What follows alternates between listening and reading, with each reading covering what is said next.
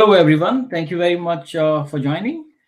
First of all, I would like to welcome you to this webinar presented by MarketXLS in partnership with Options Trading IQ.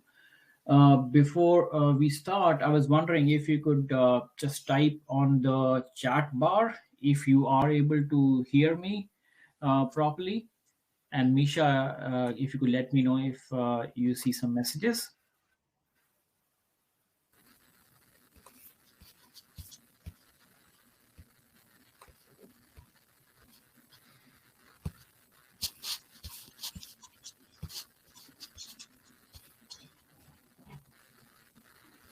If you can hear me, Yeah, okay. Just they type.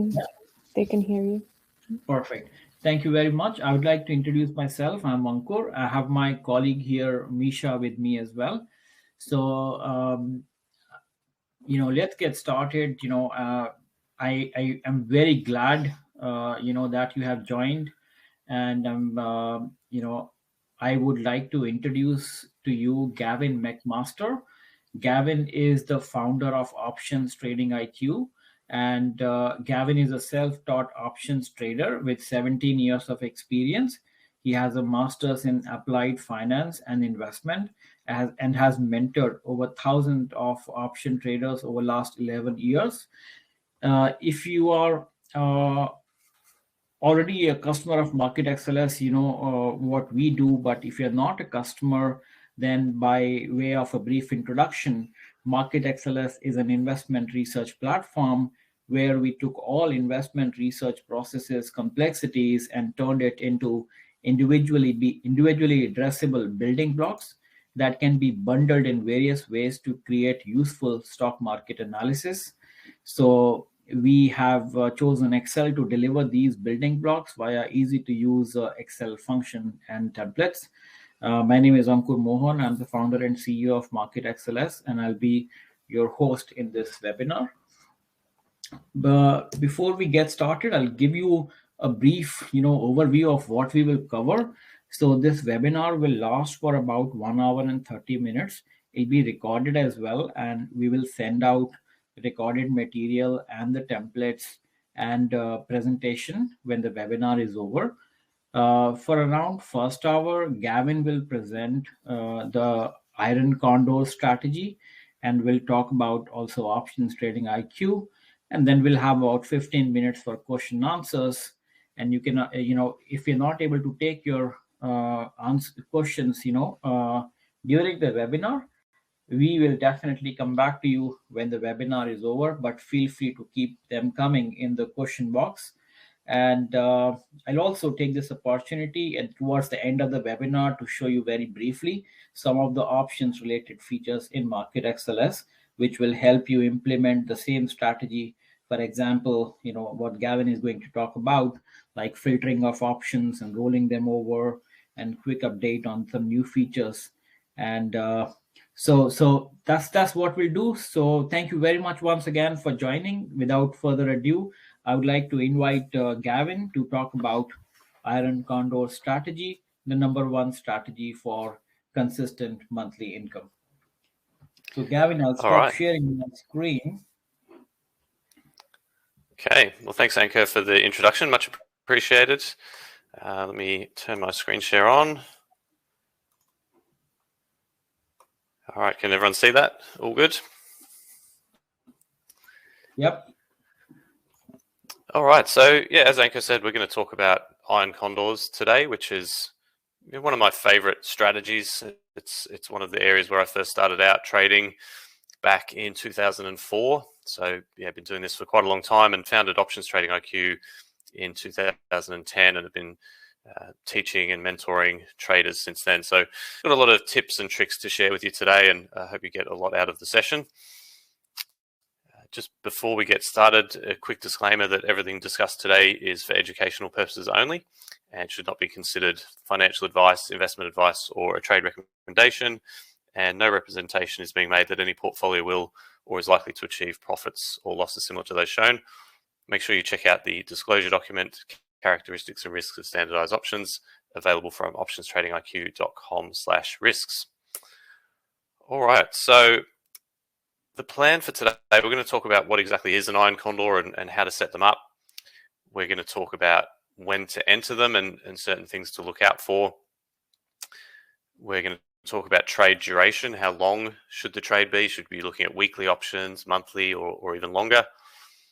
We're going to talk about slippage and commissions, which is a really important thing to watch out for when trading iron condors.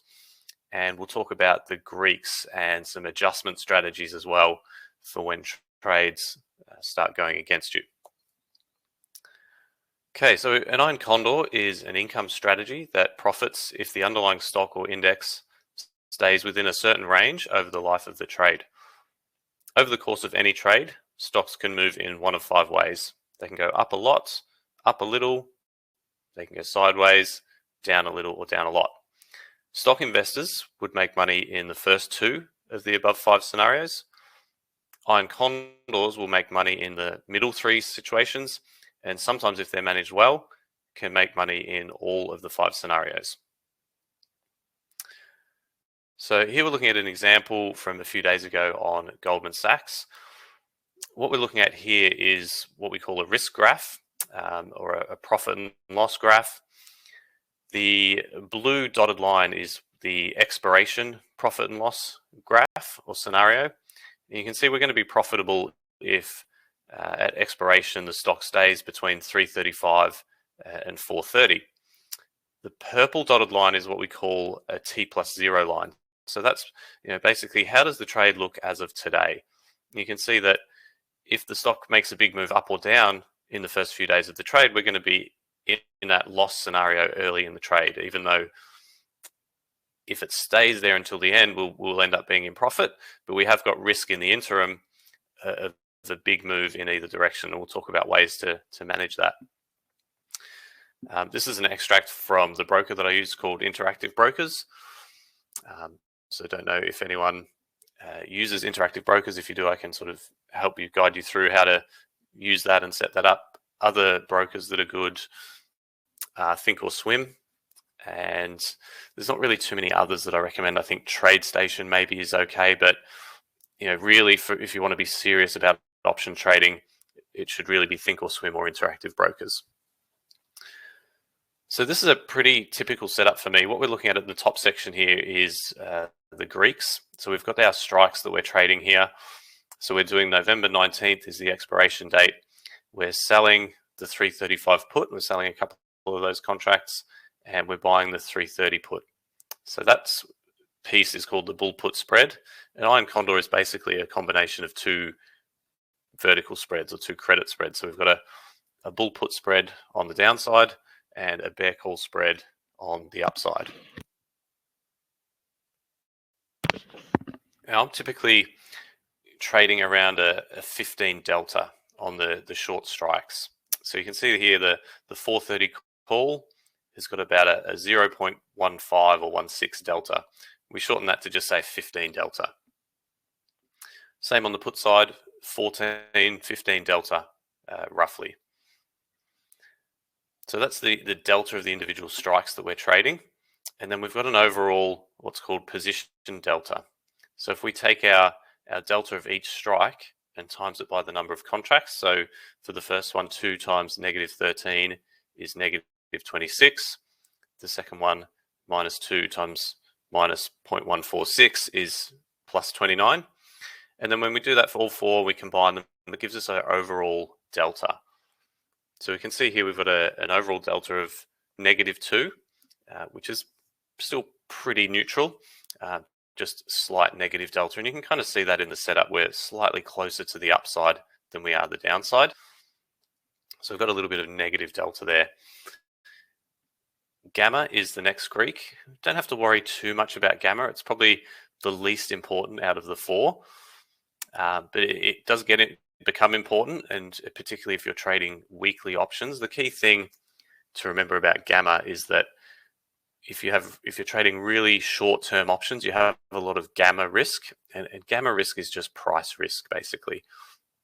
If your stock in that last week makes a small move, the P&L can move quite a bit. Whereas if you're sort of 60 days to expiration, you're 2 months out, and the stock makes a similar move, it's not going to affect your P&L very much. And we'll look at some examples of that in a minute. But you don't have to worry too much about gamma. As I said, just know that gamma risk is price risk, and it's highest in that sort of last week, the closer you get to expiration.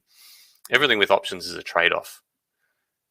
In that last week, you've got a lot of theta. You're getting a lot of time decay. And that's what a lot of people are attracted to when they first hear about options and iron condors and credit spreads and things like that, is that high time decay that occurs in that last week. But it's finance 101, right? If you're getting a high return, you're obviously taking high risk. So if you've got high theta, you typically have high gamma risk or high price risk. And then Vega is the other Greek. So Vega is our exposure to volatility. So basically, iron condors are a negative Vega strategy, or we might say a short Vega strategy. They profit if volatility drops after we enter the trade. So that's a good thing for us if volatility starts to drop. So we can say short Vega, short volatility, selling volatility. It all kind of means the same thing. Typically, with iron condors, what you want to be looking for is stocks or indexes or periods of time where volatility is really high, and you want to be selling that volatility. It's a bit like a stock. You want to buy low, sell high. It's similar with volatility. You want to buy low and sell high as well. We're just kind of doing it backwards here. We sell high, and then later on we buy back lower. So that's volatility. I could speak for probably 3 or 4 hours on volatility. It's a massive topic, and it's an important topic when it comes to options. But that's one of the key things you need to know is it's a short volatility strategy. Generally, it's going to do well if volatility drops after you enter the trade. And of course, theta, as I mentioned, is our time decay. So a theta of 3 here just roughly means that with all else being equal, if nothing else changes, the stock price doesn't change, volatility doesn't change, all that happens is 1 day passes, we make roughly $3 from time decay. I've also got here delta dollars, which is an important metric. This is unique to interactive brokers, but it's also very easy to calculate yourself. Basically, we just take our position delta of -2 times the stock price, gives us roughly our delta dollars.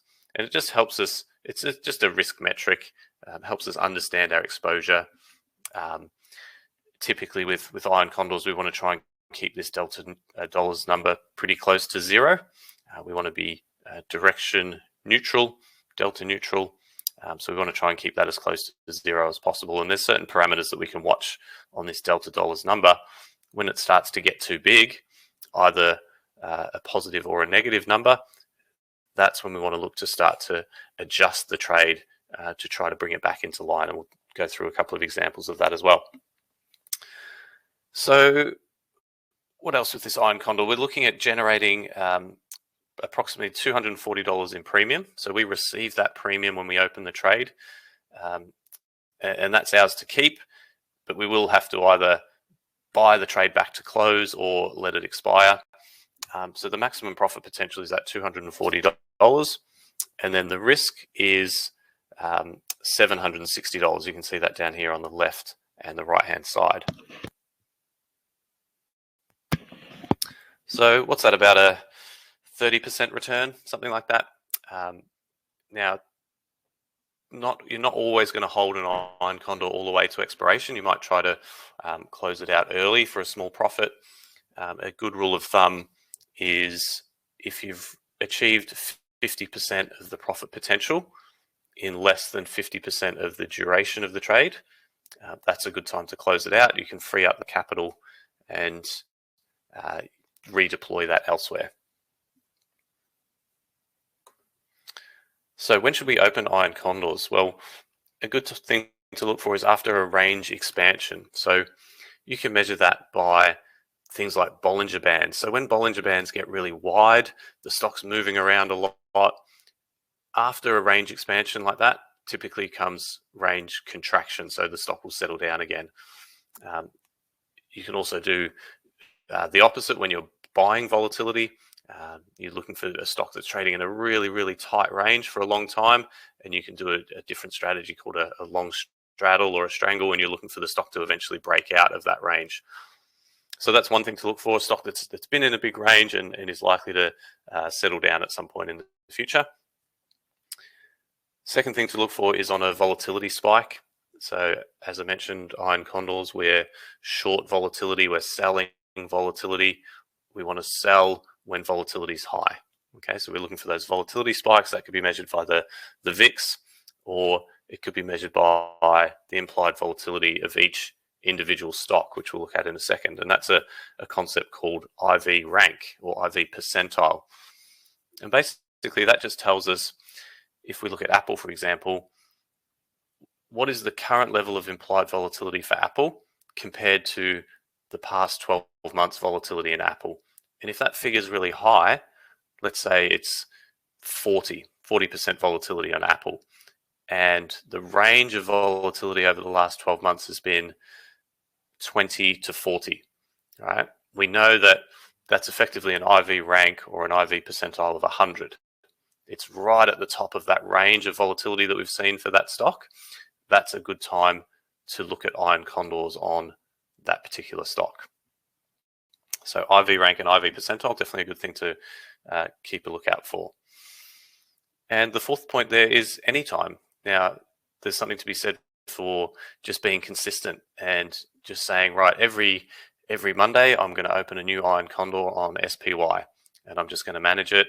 Some are going to win, some are going to lose, but overall, the probability is working out in our favor, and we can improve that probability by some of our adjustment strategies as well. So that's a valid strategy as well. A little bit like dollar cost averaging on a stock. You know, sometimes you're going to be entering when volatility is high, sometimes you're going to be entering when volatility is a little bit lower, but overall, the probability should play out in your favor. So here is a little scanner that you can do for IV rank. I ran this a couple of days ago. You can see over here on the right, we've got some stocks: Alibaba, Nucor, Lucid, Las Vegas Sand, Blackstone, very high IV rank. So that's the way to find trade ideas. We might look at some of those stocks and putting iron condors on those because they've got a very high IV rank. Now, of course, one thing to keep in mind when you're trading individual stocks is you have to watch out for earnings, because stocks can make big moves over earnings, and we don't necessarily want that big move in the underlying stock. We want it to stay in a pretty tight range. So do keep an eye out for earnings when you're trading individual stocks. One way to get around that is trading ETFs. So there's no stock-specific risk when you're trading SPY, QQQ, IWM, any of those sort of ETFs, XLK, XLF, really good options as well, and you don't have to worry about earnings. So that's IV rank. You can scan that. Not sure if MarketXLS has a plugin that you can use to grab Excel IV rank. Anchor, I'm not sure if you want to jump in there, but we do have one which is the implied volatility, but we will get we are working on IV rank as well. So right now we do have a function for IV rank, but we are working on that. Okay, so there you go. So that's coming soon within MarketXLS, which is great. So that'll be a really handy scan that you'll be able to run across a watch list of stocks. This is a chart of implied volatility for Alibaba for the past 12 months. So the sort of gray line is the stock price and the white line is the implied volatility.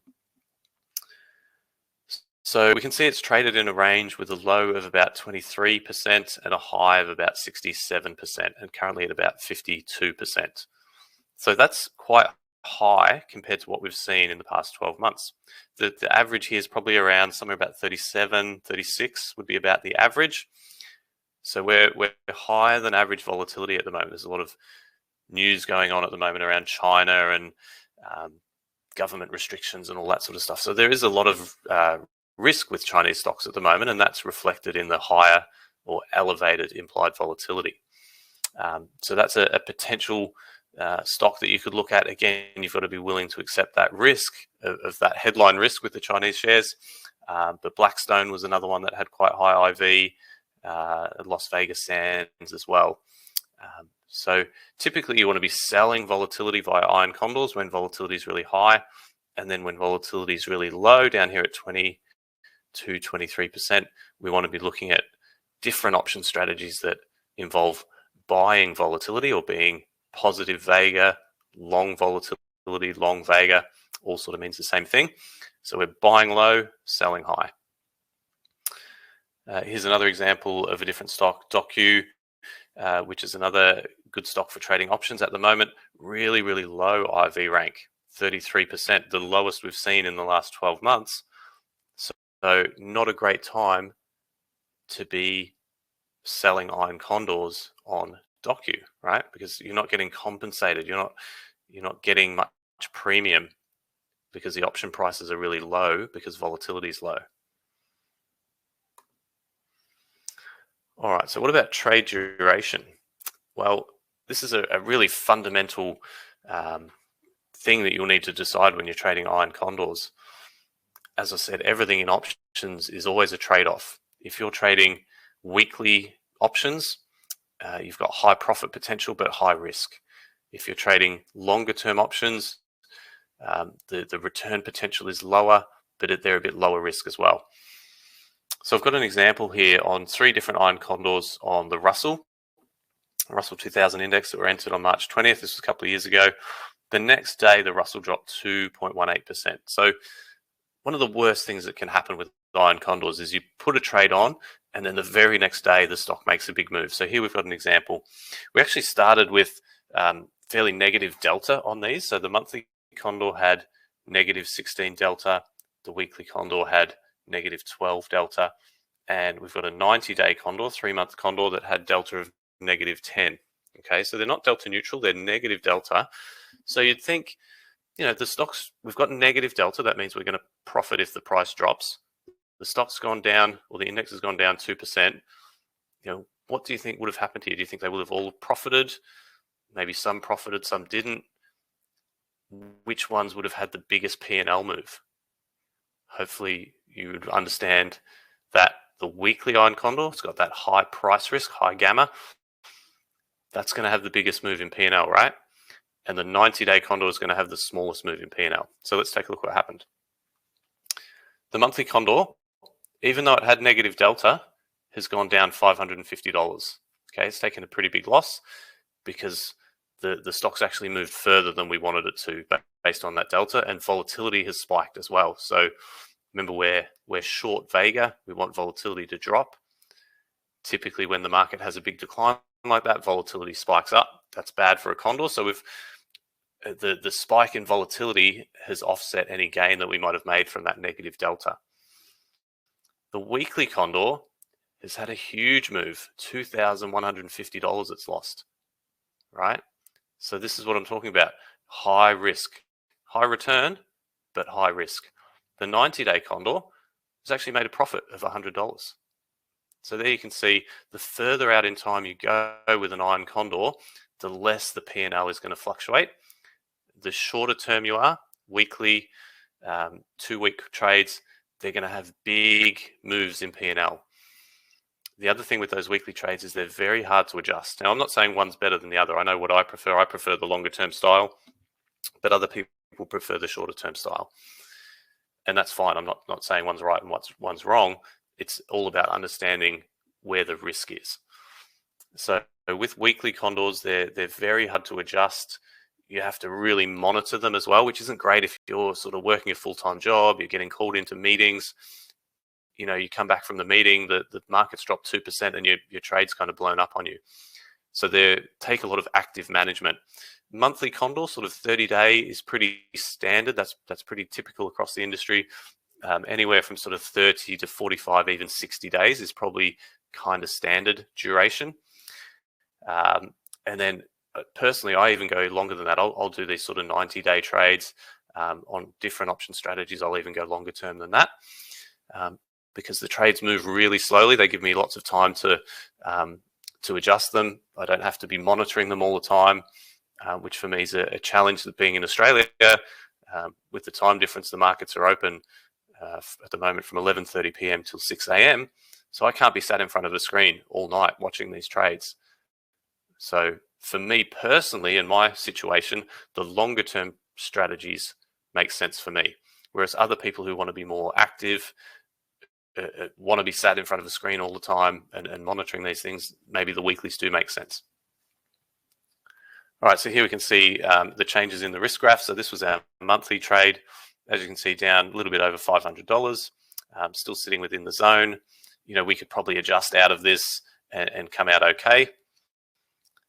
The weekly trade has gone all the way down to here, and it's very hard to adjust at this point and get it back to a sort of a central position. We'd have to sort of reposition the whole thing, and then we've got risk that the market's going to snap back and go the other way. So very hard to get out of this position. Whereas the previous trade, yes, it's a $500 loss. It's a bit painful, but we could adjust that a little bit easier and potentially still come out of that trade okay, or at least minimize the loss. Whereas this one's going to be very hard to manage from here. And the 90-day condor, as you can see, it's barely moved at all. You know, we've got 8.5% margin for error on the downside, 11% margin for error on the upside. We're still pretty central in that graph. Whereas if we go back to the weekly one, there's not a big margin for error. We've only got about 0.5% on the downside and about 5% on the upside. So it's much narrower. So again, not saying one's right and one's wrong. It's all about personal preference and understanding the risk and the return of each style. The other thing with trading shorter term condors is when we get a volatility spike, which again, remember that's bad. If we've got condors on, volatility spikes are bad. Not all options are affected equally. All right, so what we're looking at here is what's called a VIX futures curve. So the VIX just represents volatility on the S&P 500, and then we've got various days to expiration. So we can see here, short-term volatility is about 11. If we go further out in time, it goes up to about 16%. That was on August 9th, 2017, and this was the next day when the market dropped that 2.18%. So the black line indicates the day after the drop. This is the blue line's the day before the drop. What can you see here? Well, weekly options, those short-term options, have been impacted the most.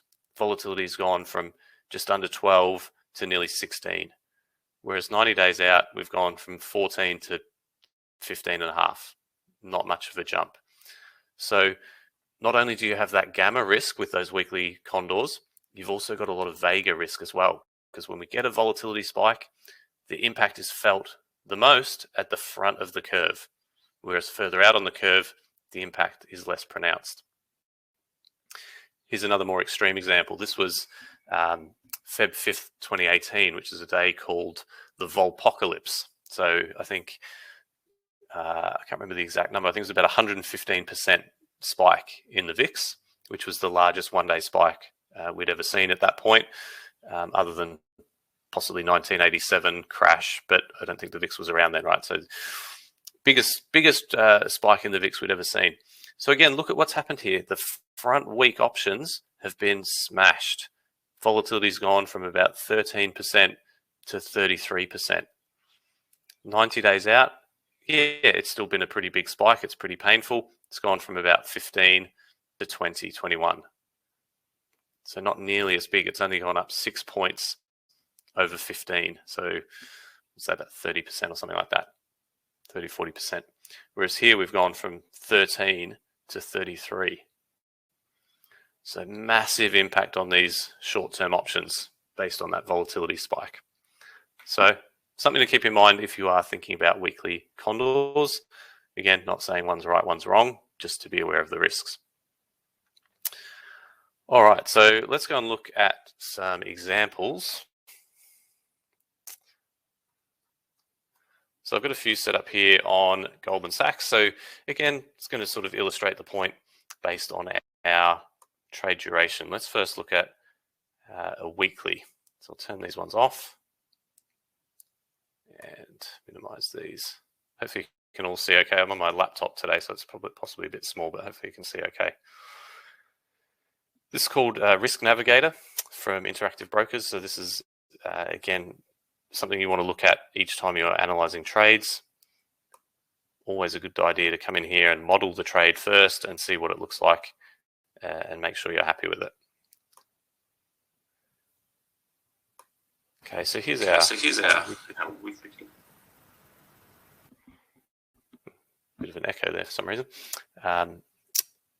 Anyway, we're not quite delta neutral. The stock, I guess, has dropped a little bit today. So we've gone down a little bit. We've got slight positive delta. We've got about a 4% margin for error on the downside and about a 5.5% margin for error on the upside. We're getting high theta. Time decay is the greatest the closer we get to expiration, particularly in that last week. So we're getting high theta. We're getting a high return from time decay, which is great. If the stock stays flat, you're going to make really good money really quickly. But if the stock moves a bit, we're going to start to fall off pretty quickly. Let's compare that with a November condor. So these are all pretty similar setup, same as the examples that we looked at. The order's gone a bit funny here. Let's see if we can fix that yet. So we're 18 delta on the short put and about 13 delta, 14 delta on the short call. And that's the same for all of these durations. And we'll change our expiration graph. So now you can see we've got a much wider trade again. So now instead of 4% margin for error, we've got about a 10% margin for error on the downside and 11% on the upside. And that T+0 line is much flatter as well. If you remember that weekly option, I think if we dropped 4%, we're already down quite a few $100s. Whereas with this one, if we're dropping 4%, we're not really impacted much at all on the trade. Trade-off is lower theta, lower time decay. All right, let's look at the last one.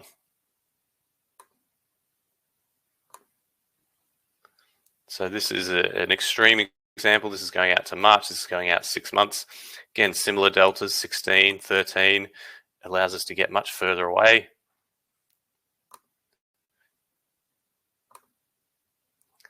Huge margin for error. Really wide trade. And that T+0 line's gone a little funky. Let's just see if we can reset that.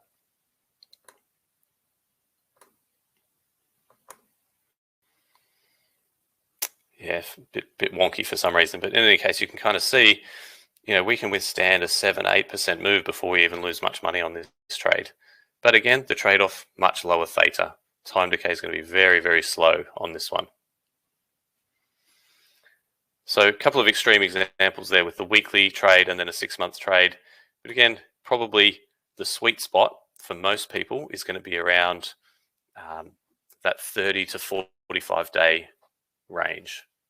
So this is what, about 49, 50 days, and that's still okay. All right, so let's talk about how we would manage this trade. What I like to do is I like to set a point on that T+0 line and say, right, when I'm down, say $100, I want to be looking at adjusting that trade. So that comes in around there. We can change that. We can change that to a dollar value. Just zoom in. So I look at this T+0 line and I say, right, if it gets to down about here, 360, that's where I want to adjust.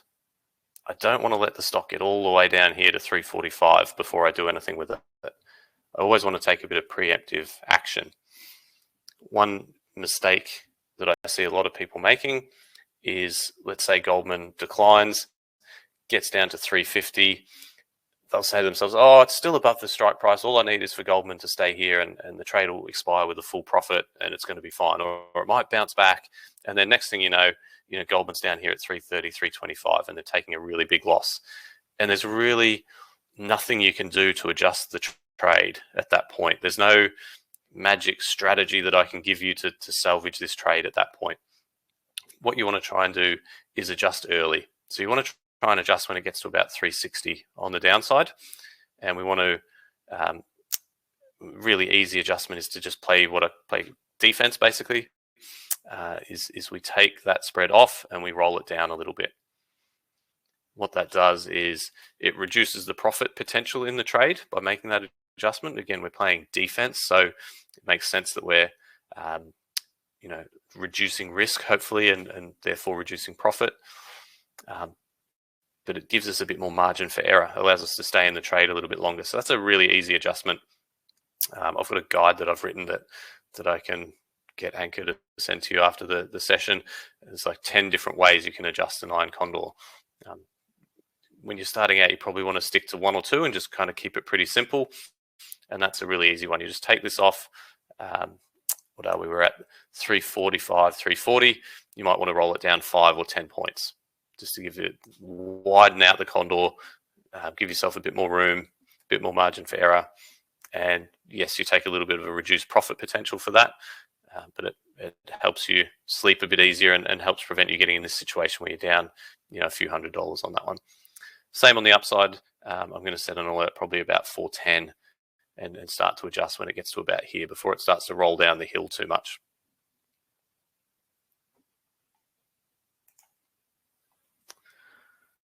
All right.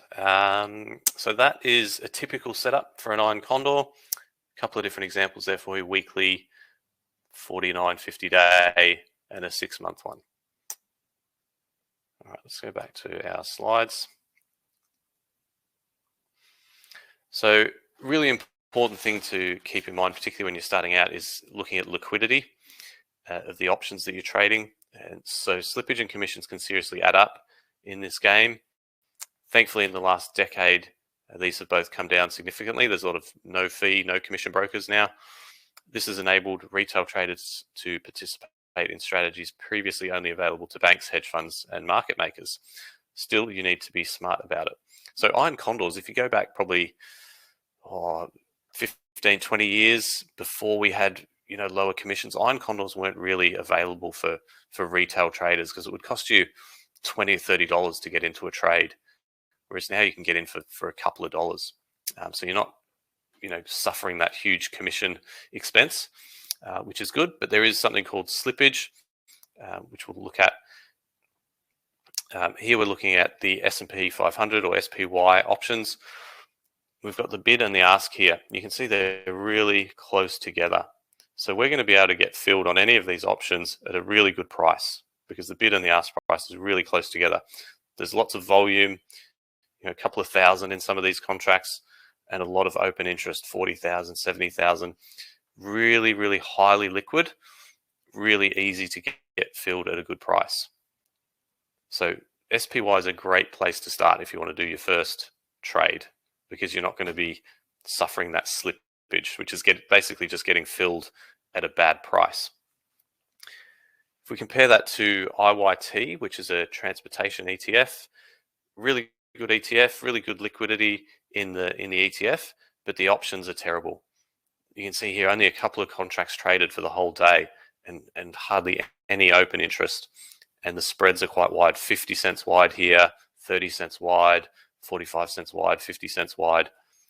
Very hard to get filled at a good price in this example. And what that means is if you can't get filled at the midpoint on a trade, you're already behind the 8 ball from day one. You're in a loss-making situation. And don't forget, that is going to occur on trade entry, any adjustments that you need to make, and when you exit potentially. Okay, so really before you start looking at trades, you might find a stock that's got high IV rank, looks really good for an iron condor, but then you go and check and there's a really wide bid-ask spread, there's no volume, there's no open interest. Leave that one, look for a different example. All right, so some adjustment rules we touched on briefly. When it comes to trading iron condors, being able to successfully adjust is crucial to success. Some of my key adjustment rules. If either spread rises by 200% or 3 times, so for example, if we sell that bull put spread on Goldman Sachs, whatever it was, 345, 340, with the strikes, if we sell that for $1, or which is $100 premium, if that rises to $300, that's when we want to adjust. So a loss of double the premium loss of $200. If the delta of the short option reaches 25, so again, that's picking that, similar to picking that point on the chart, those sort of points that I showed you, that's going to be roughly where that delta 25 comes in. What you'll find after those short options get to delta 25, the losses start to get bigger and bigger pretty quickly from there if you don't do anything. Okay, so you want to adjust when it gets to delta 25. That's a good rule. Another one, if the underlying gets to within 3% of the short strike, as I said, you never want to get into that situation where your short strike's at 345 and Goldman's dropped all the way down to 345. Very hard to adjust at that point. Very hard to do anything about it. So you want to always adjust before you get to that point. Another one to look at is if that delta dollar number reaches 2 times the capital at risk. So I think with that Goldman trade, our capital at risk was about $750. If that delta dollar number gets to 1,500, either plus or minus, that's another good place to adjust. Reason being, similar to that some of these other rules, losses start to get bigger and bigger from there. They'll start to snowball. You don't want to get into that situation. Another good rule of thumb is if you've adjusted the trade twice and it needs adjusting a third time, then it might be time to move on, take the loss and move on to the next trade. Sometimes the market's trying to tell you something, hey, this trade just isn't working. And if you've got a trade where you're having to adjust it 2-3 times, not only is it tying up your financial capital, it's also tying up your mental capital as well, because you're having to think about this trade, you're having to deal with it. Well, what am I going to do? How am I going to adjust it? So sometimes it's better to just close out and move on. All right, a couple of rookie mistakes that I see people making. So don't do these things. Adjusting too often, okay? So that can result in whipsaw. So some of those rules that I've set, you don't need to adjust before those points. And what can happen is if you adjust too often, the market moves down a little bit, you adjust, then the market moves back up, you adjust again, then it moves back down. That's called whipsaw. Sometimes you just got to let the trade be and not adjust it too often. Adjusting too late. So I mentioned that a few times. I get a lot of emails from people, where price has gone through the short strike and they ask me for help. As I've said, there's not a lot you can do at that point. It's really just hoping and praying that the market's going to go back the other way, and hope is not a strategy. Not having multiple adjustment strategies is another mistake. So as I said, there's about 10 kind of main ones. You don't need to know all of them. You probably need to know about 2 or 3 and stick to those to start with. But you want to have different ways that you can adjust, because every situation's different. Sometimes the market will drop slowly. Sometimes it'll rally really quickly. Sometimes it'll drop really quickly with a big spike in volatility. Sometimes it'll drop slowly with no spike in volatility. Every situation is different. So you want to have a couple of different adjustment strategies in your toolbox that you can use. Alrighty, another way you want to think about your trading is in terms of a flow chart. And again, I can share this with you if you want. One thing to watch for is the market in backwardation. It's a kind of a complex topic, but that chart we looked at earlier of the VIX futures curve, when the front month is above the back months, that's what's called backwardation. Normally, we're in a situation called contango. Funny name, but easy concept. The front month volatility is lower than the back months. The market's in that situation 90% of the time. Okay, it just indicates a calm, orderly market.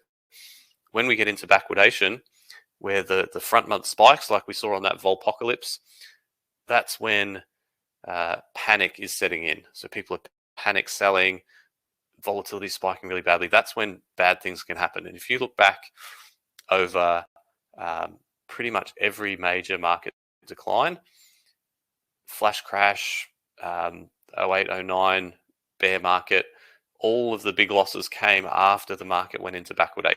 So that's one thing to always check. Is the market in backwardation? Yes. Don't do condors, right? Wait till it goes back to what I call normal mode or contango. Okay, so that's the first thing to check. If it's not, We look for a stock with IV rank above 50. We typically want to be selling condors on stocks that have high relative volatility. Then we want to look at our 15 delta iron condor. If it's not neutral, we can move those strikes around a little bit. Sometimes if there's a lot of skew in the market, again, kind of an advanced topic, but sometimes you might have to put the put spread at a 15 delta and the call spread at a 10 delta. Again, it's a little bit advanced, but once you're in your trade, then we've got our trade management rules. Has our stop loss of 2 times the credit been hit? If so, close it for a loss. If not, have our adjustment rules been hit? If they have, these are our adjustment strategies. If not, has our profit target been hit? Take profits or hold to expiration. Again, you don't have to worry too much about the specifics, but you want to start thinking about your trades like this so that it becomes mechanical. So you know what you're going to do with the trade in advance. You always know whatever happens, I've got a strategy of how to deal with it. I know exactly what I'm going to do, rather than kind of flying by the seat of your pants and trying to figure things out as you go when you're under pressure and you're stressed, right? All right, last thing I want to share is an example from a couple of months ago. So here was a trade started on July 1st on Facebook, generating about $170 in premium, risking 830. Delta neutral, we've got our short puts at Delta 13, short calls at Delta 13, pretty central. A couple of weeks go by and Facebook's moved down to 343. We're under a bit of pressure under the trade. Ignore that unrealized, it's incorrect. IB has a funny thing where it just messes that up sometimes. We're actually slightly in profit on the trade here, but we've become a bit skewed. Our delta on the short strike is 15 and the call strike's only 1. The call strikes are so far out of the money. They're really doing nothing for us at this point. That spread's only worth about 4 cents or $4. So it's really doing nothing for us. All the risk is on the downside, and we're at real risk here of just rolling down that hill, right? All of a sudden, a small gain that we're sitting on is potentially going to become a pretty big loss pretty quickly. We're also getting into that last week of expiration, which is that gamma week, a lot of price risk. If the price goes back our way, that's great. If it doesn't, we're going to have some big losses starting to pick up. We've also got really high delta dollars. Look at that, 3,700 compared to 900 capital at risk. So we need to do an adjustment. What we're going to do is we're going to roll out in time. We're going to go out 1 week. We're going to keep the calls the same. We're going to roll the puts down. Okay, so we've rolled the puts down to 310, 305. Again, getting back towards that 13 delta. We've also rolled the calls out. We actually rolled out 2 weeks. Those are now back at about a 12 delta. We're nice and central again. Delta's back to close to 0, and we're looking really good again. That T+0 line looks wrong there as well. Ignore that one. Okay, so typically when you roll out, you want to roll out for a credit. You don't want to be paying to take more time on the trade. So if we go back, we can see here the profit remaining in the trade is about $80. After our adjustment, we've got about $200 in profit. So we've been paid about $120 to make that adjustment. So we've been compensated by taking a bit more time, but we've had other benefits of being able to put the trade more central again. We've got back to our structure that we like. We've fixed our delta dollars issue, and we're back at our deltas that we like to be at. Then another week or so goes by. Facebook rallies back up again. Ended up about $200 up on the trade. Again, we're getting into that last week or so, or 2 weeks to go, but we're looking like we might roll off the hill on the upside here now. We could have potentially adjusted again if we wanted to, but at that point we were up $200 on a trade that had about $800 at risk. So a nice time to take profits. So that was a pretty reasonably easy trade with only one adjustment. Sometimes they're a little bit harder than that.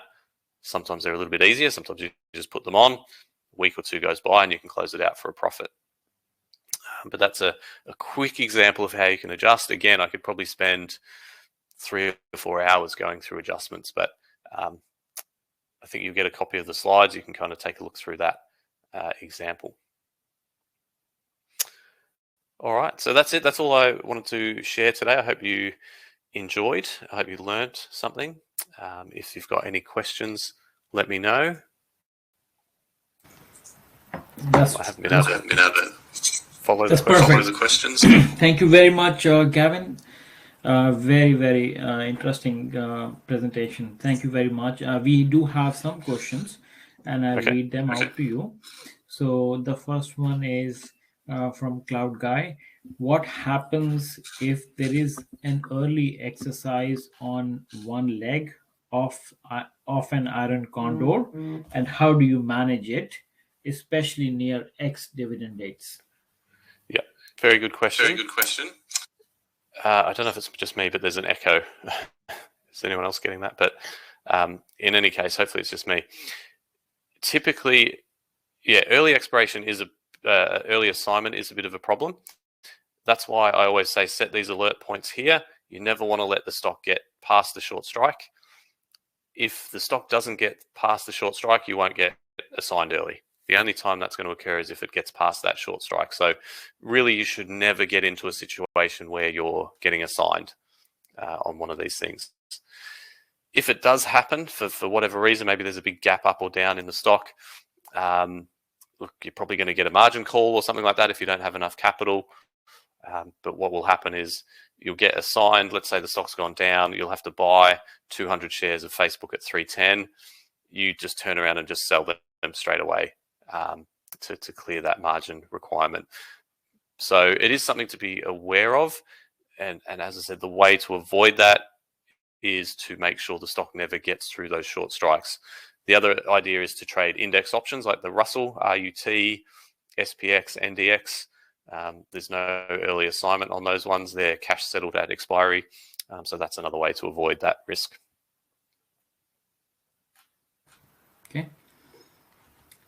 Okay, thank you, Gavin. The next one is why use the 15% delta for the short legs of Condor? I have seen some traders using 20%. This is from Sam. Okay. Hey, Sam. Yeah, look, that's just my personal preference. So again, there's no right or wrong answer. That's what I feel comfortable with. I've developed those adjustment rules that work well with that scenario. You can definitely come closer in. You can go 25 delta, something like that. The difference is you're going to have a higher profit potential and less capital at risk, which is a good thing. But you've got less margin for error, so the condor is going to be a bit tighter. So you're probably going to have to create slightly different adjustment rules as well. But yeah, there's absolutely nothing wrong with doing 25 delta, as long as you understand the differences. You trade them a few times to get a feel for them and how they move, and then you develop that flow chart or those rules that you're going to follow with those trades. Okay, thank you, Gavin. Another question is from Ivan. Tax question: does the wash sale rule negatively impact the Condor strategy, i.e., cannot use losses to offset gains with same underlying in 30-day window? I'm not a tax expert, and I don't really want to get drawn into giving any sort of tax advice. So I'm not sure, to be honest. Better to check with a tax expert on that one. Sorry. Yeah. And next one is, does implied volatility, high or low, overestimate historical volatility? In other words, shouldn't we short volatility most of the time? Yes, there's something called the variance risk premium. Typically, volatility is overestimated. So yes, that's why you typically want to be an option seller rather than a buyer. So strategies like condors should work over time based on the probabilities, because that volatility is overestimated. So yeah, absolutely.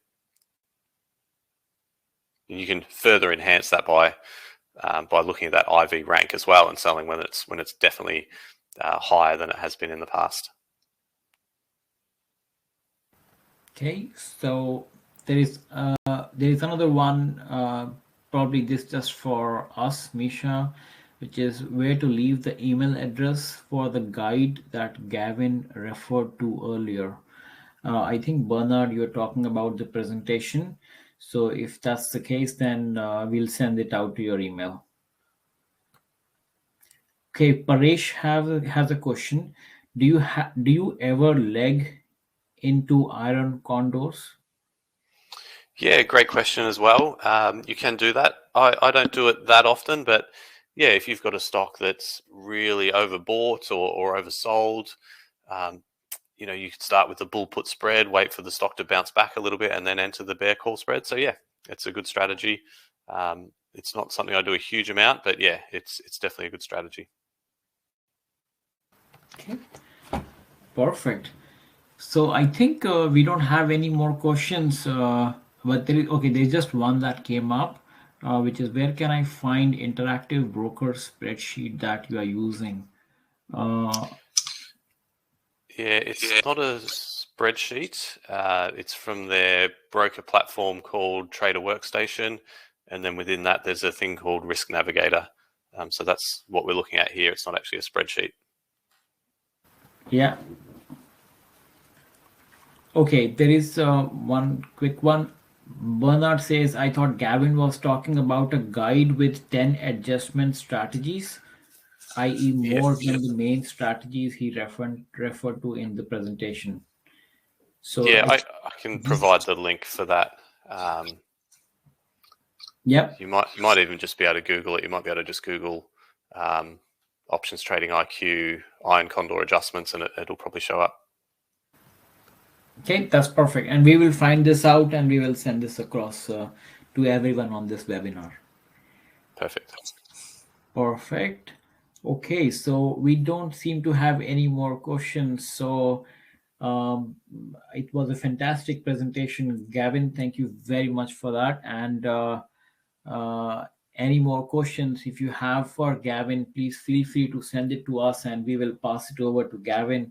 And now I'll take over, the screen and show you a few, slides myself here about, the things that Gavin talked about and some of the things we can do with MarketXLS. So just give me 1 second. I'm sharing my screen.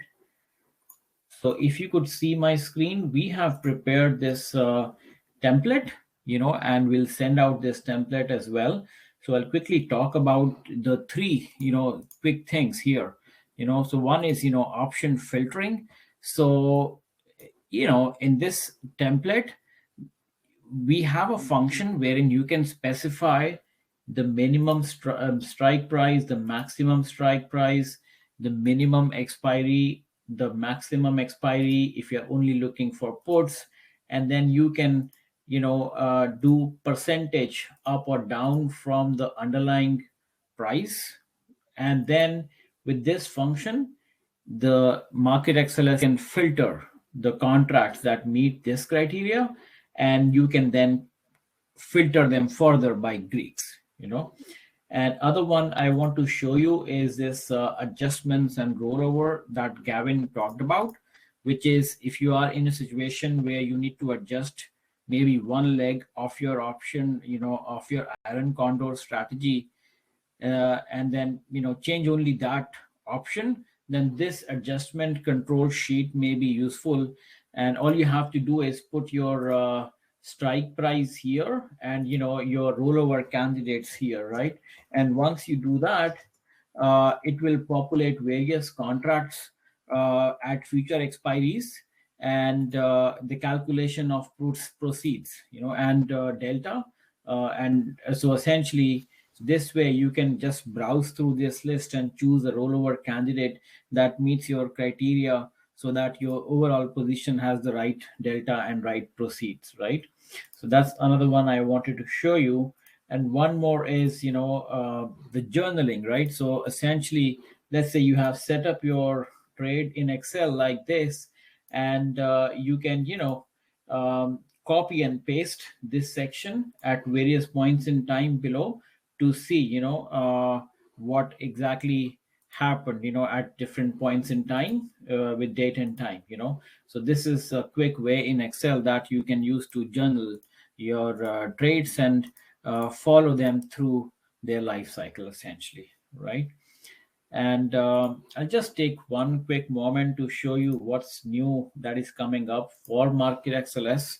So we do have, I don't know if you have seen, but we have like new uh, broker integrations which are coming up, right? This is only for illustration right now, but we, if you have any ideas of integration, please send it to us. And if you have any contacts in those forms, that could help the speed up the process as well.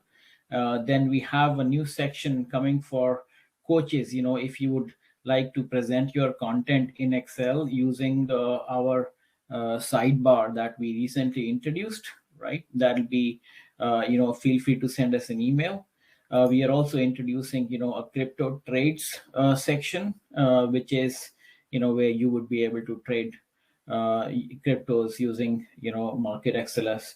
So essentially, this is all work in progress, but I'm sure you have seen our new functionality to find the functions, right? And we are quickly working on to optimize them further. But the idea is for you to simply copy a function and put it here, and the same is available using our sidebar in the same Excel as well. So this is the new functionality. I'm hoping you are liking it, and if you have any feedback, of course, please let us know. So that is what I think we wanted to talk about today. And let me see if there are any further questions, and if there is anything that there are anything else.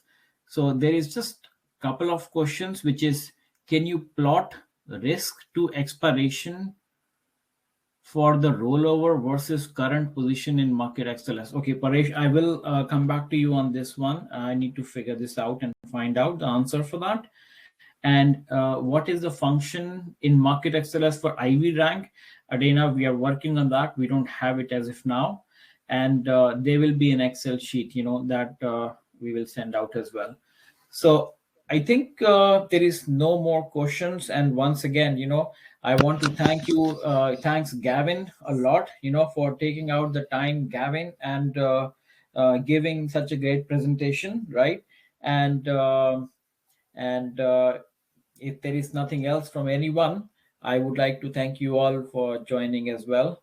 Gavin, any final thoughts from your side before we close? No, all good. Just thanks for having me on and allowing me to present. I hope everyone enjoyed it and learned a lot. And if you have any questions on any of this stuff, you can reach me anytime. Perfect. All right. Thank you very much, all of you. Really appreciate that. We'll catch you soon. Thank you. Thanks. Bye-bye. We will be on the call in case there are any other questions.